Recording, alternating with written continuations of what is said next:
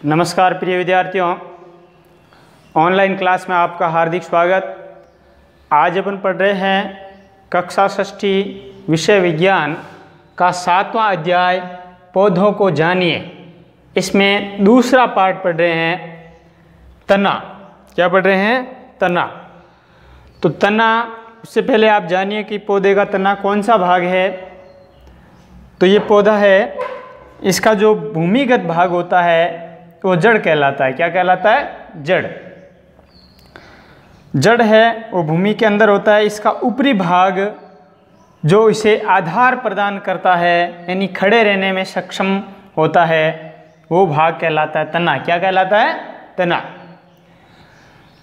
और इसका ऊपरी भाग है वो कहलाता है पत्तियां। क्या कहलाती है?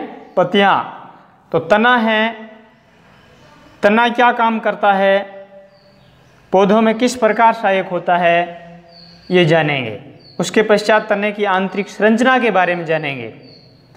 तो तना है, पौधे को आधार प्रदान करता है, यानी पौधे को खड़े रहने में सक्षम होता है। नहीं तो पौधा खड़ा नहीं रह सकता है। तो पौधे को सहारा प्रदान करने का कार्य कौन करता है? तना करता है। दूसरा इसका काम क्या है? जड़ों द्वारा अवशोषित जल और खनिज लवणों को पत्तियों तक पहुंचाना। जड़ क्या करती है? ये जड़ है, इसमें बहुत और छोटे छोटे इस प्रकार से रोम पाए जाते हैं। ये रोम क्या करते हैं? जल का अवशोषण करते हैं, जल और खनिज लवणों का अवशोषण करते हैं। तो अवशोषण करते हैं तो ये किससे जुड़ा हुआ है? तने से जुड़ा हुआ है। तो अवशोषित जल और खनिज लवण कहाँ पहुंचता है? तने में पहुंचता है।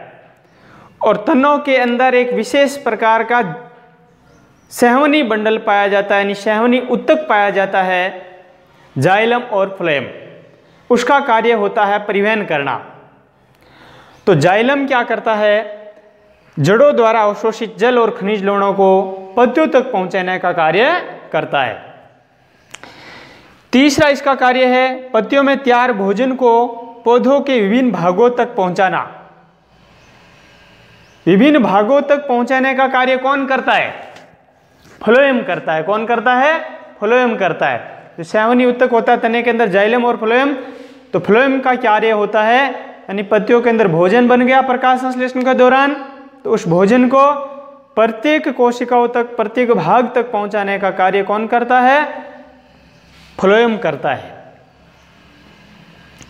तो ये तीन कार्य हो गए। ध्यान रखना, पौधे के तीन कार्य कौन कौन से हैं? पहला कार्य हो गया पौधे को सहारा प्रदान करना। दूसरा कार्य हो गया जड़ों द्वारा अवशोषित जल और खनिज लवणों को पत्तियों तक पहुंचाना। और तीसरा कार्य हो गया पत्तियों में तैयार भोजन को पौधों के विभिन्न भागों तक पहुंचाने का कार्य करता है। अब आप देखिए आंतरिक संरचना, जाइलम और फ्लोएम कैसी संरचना होती है, कैसी संरचना दिखाई देती है।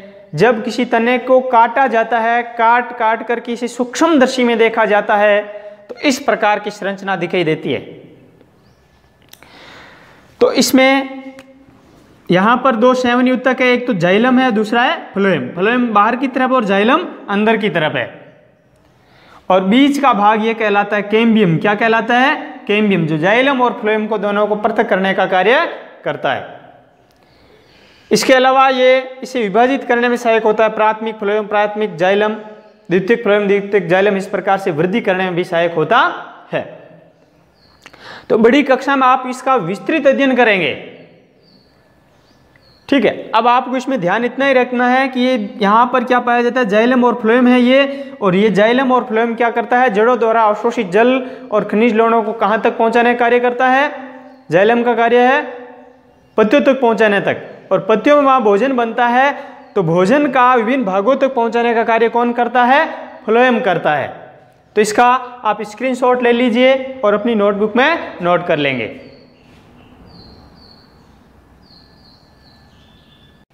अगला है पत्ती।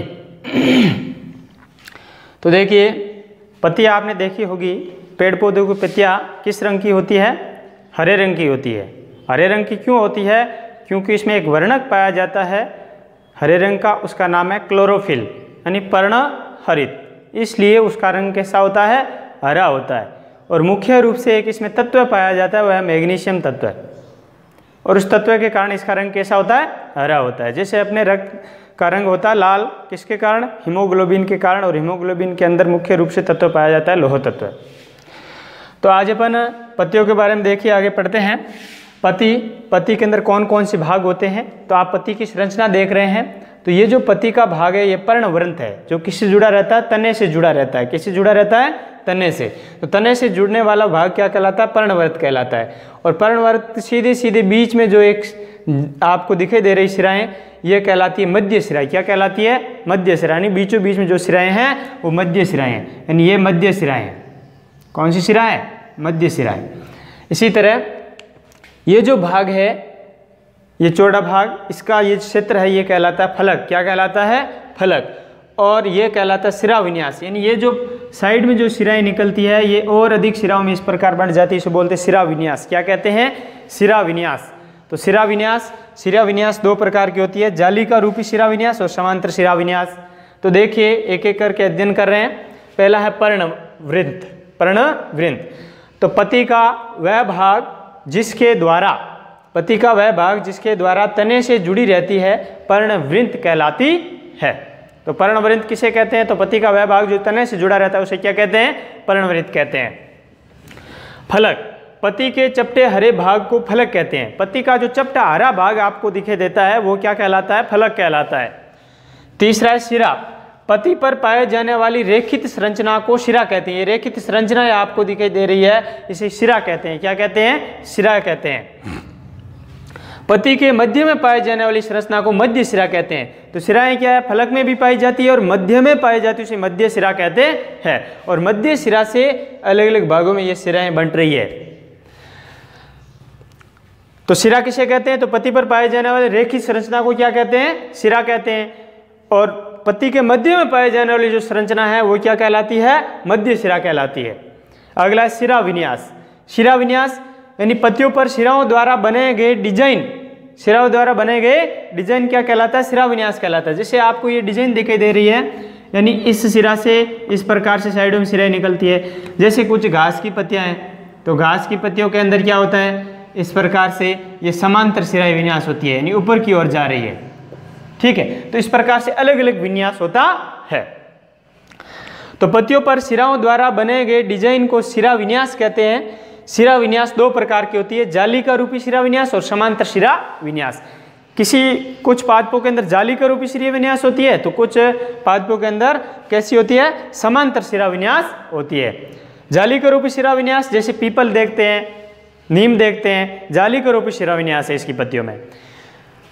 समांतर शिरा विन्यास जैसे घास में समांतर शिरा विन्यास, यानी इस प्रकार से शिरा विन्यास पाई जाती है। तो जालिका रूपी शिरा विन्यास जिसमें शिराओं द्वारा बनाई गई डिजाइन मध्य शिरा के दोनों ओर स्थित होती है। मध्य शिराओं के दोनों ओर इस प्रकार से फैली हुई होती है। समांतर शिरा विन्यास एक दूसरे के समांतर होती है। एक दूसरे क्या होती है? समांतर होती है। समांतर का मतलब ये भी इस दिशा में जा रही है तो ये भी इस दिशा में ऊपर की ओर इस प्रकार से बहती है। समांतर है मतलब ये समांतर रेखा है। इसी प्रकार से इसके अंदर शिराएं विन्यासित होती है। तो ये बात हुई किसकी? पत्ती की संरचना की। अब पत्ती के अंदर और क्या क्या होता है ये आप जानेंगे।